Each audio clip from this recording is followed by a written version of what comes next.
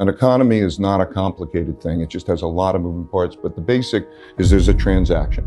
And that transaction means somebody makes a purchase. They make a purchase of a good, a service, or a financial assets. That purchase can be made with money or credit. If money, when you make a purchase with money, you end the transaction. You don't owe anything. When you make it with credit, then there's a liability. You have to come up with the money because a credit, that debt, is an obligation to deliver money. So there's a basic transaction.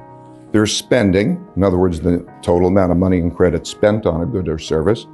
And then there's the item that you're buying, a stock, a bond, a car, a bushel of wheat. There's that transaction. Demand is best measured in terms of spending. You know, I think in traditional economics, it's a mistake to measure it in terms of the quantity of goods. What is given up in a purchase is money or credit. What we go through is we go through a cycle. We go through a credit cycle. Credit can be created. It's not created through the velocity as is commonly believed. It can be created out of thin air. If I go into a store or I have somebody paint my house and I say I'm going to pay you later, I've created credit. That'll count in GDP. It'll be an item of production. So what we have is a credit cycle. If there's not much debt, if you don't have much debt, then you have the ability to borrow money.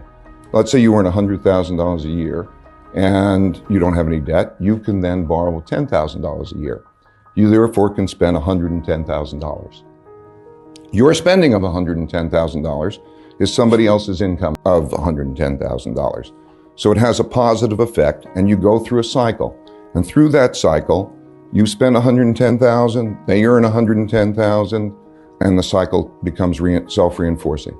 Through that cycle, debt rises faster than income. Debt rises faster than income. Debt can't rise faster than income forever. So as debt rises faster than income, you have a debt cycle. What causes it to stop?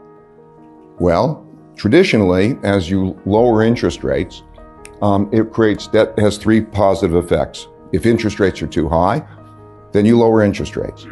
Lowering interest rates has the effect of making it easier to service the debt. It has the effect of making items cheaper to buy on credit because the monthly payments are less. It has a present value effect on assets. So if you lower interest rates and you have something that has a cash flow, let's say a piece of real estate or something, they have a present value effect. It causes those assets to go up. That produces wealth, and that allows more borrowing. And so when you get to a situation where you can't lower interest rates anymore, let's say you hit zero, that part of the cycle ends. So then you go to a deleveraging. Deleveraging means that you can't raise debt relative to income anymore. When you can't raise debt relative to income anymore, the cycle begins to work in reverse. I think the people, if they don't do a very good job of calculating incrementally what the effects are on demand. But let's say you're having debt growth at something like 10%, and you go to a 5% debt growth instead, that has a negative effect on growth. It's the marginal change from that level produces a negative effect on growth. So traditionally in deleveragings, that negative effect that happens let's say, Europe is a very classic case. The Spanish banking system is a very classic case, the European banking system. As banks leverage up at a certain rate, and they can't leverage up more than that rate, and they lessen the rate at which they're leveraging it up, it has the effect of beginning a deleveraging. Deleveraging means then the income, the spending, all produces sort of a negative cycle. That produces the beginning of a depression. A depression is the phase of a deleveraging in which there's a combination of austerity and debt restructuring. Because it's a basic thing. If you have too much debt to service, you've got to do something about it. And when you have too much debt to service and you do something about it, there are a limited number of things that you can do.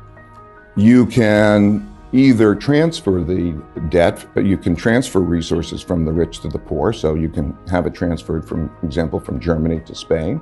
That's one way of dealing with it.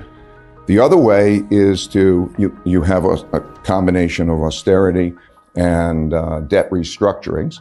A debt restructuring means that you lower the debt in one fashion or another. You lower the debt burden to something that you can afford to service because of the income that you produce. restructurings can take one of three ways. You can either actually write down the debt. You write down the debt, let's say write it down in half, because you could service half. If you service half, but the problem is one man's debts are another man's assets. So when you write it down in half, you have a big negative wealth effect. So you have a negative wealth effect, you can't borrow money, it has that problem. So a restructuring becomes a problem. You could restructure it either in the form of writing it down, or in one way or another, you can lengthen the payments, or you can forcibly lower the interest rate. But some way or another, you've got to get the payments in line for what the cash flows are producing so that you can service that kind of a debt. That's a very painful process. So a depression is the phase of the deleveraging when there's a combination of austerity and writing down debts. So classic depression, 1930 to 1932, March of 1933, we print money. Or the third way that you can deal with it is you can print money, essentially what we call print money. The printing of money means that essentially a central bank, debt is a commitment to deliver money. So if a central bank slips into the system a certain amount of money each year, it can make that easier. Think about the debt write-down, that something maybe is a debt, and you say, I'm going to write it down to a level that could be sustainable. And you write it down by 50%. That has a big negative wealth effect. Big deal. Bad. If it's 10-year debt, maybe that's equivalent to 5% a year for 10 years. If you slip in 5% a year instead, and to that person who then can pay that debt, they can service the debt, it's 5% a year, it's not that big a deal. And so in all deleveragings, in the end, they print money. It's part of the mix. Now, the best deleveragings are ones in which you have a balance of those things. Ultimately, you have to bring down the debt to income ratio. So the ways that ultimately you'll have a balance of those three things. Those three things, again, you're going to have a certain amount of transfer of wealth. You're going to have a certain amount, let's call them four things, a certain amount of austerity, a certain amount of debt write-downs, and a certain amount of printing of money. The debt write-downs and the austerity are deflationary. The printing of money is inflationary. If you can get the balance right of those things, then you have what I call a beautiful deleveraging. A deleveraging. When you look at the deleveraging, the debt to income ratios, if you look at the debt to income ratios and say, how have they come down over time? England after World War II, or the United States in the Great Depression. In all of these cases where the debt to income ratios came down, they came down. How did they come down? They came down with relatively good conditions by trying to get by that mix. There's the number one reason is that there's enough of a printing of money that the nominal growth rate in GDP has to exceed the nominal interest rate. Because think about it, you have a certain amount of debt and there's a certain debt service cost. And if that interest rate on the debt is higher than the nominal GDP rate, then that means that it's going to compound unless you keep cutting, and that produces a negative consequence. So the most important thing is in these deleveragings, as the United States is now doing, is that you have enough of a printing of money to produce a nominal growth rate that's above the nominal interest rate over a period of time. I'm oversimplifying, but that's the most important single thing. So now, when we then take 2007, and that's, I'm just describing a little bit the template. These templates have happened repeatedly. You know, the IMF restructurings, you can go back and study them all. They're all deleveragings and they're all classic cases and they're all pretty simple. So 2007 and also in the European case, what we had was rates of debt growth that were unsustainable rates of debt growth. The mistake of monetary policy, I think the most common mistake of monetary policy is that it's targeting inflation and growth. And while inflation and growth are important, what it does is it produces debt.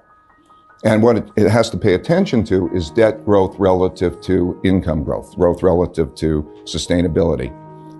And so what happens is lots of times you have a lot of debt growth that goes into the purchase of financial assets. And that's a classic bubble. That's a riskier situation than inflation. So you take 2007 or such periods, and you see that there's a lot of debt growth, which is accumulating for the purchase of financial assets. And then you look at the financial assets and you say, they will not be able to service that debt. And so that produces a bubble. That's what produced the 1929 bubble. That's what produced in Japan the 1989 bubble, 1990 bubble. That's what produced the 2007 bubble.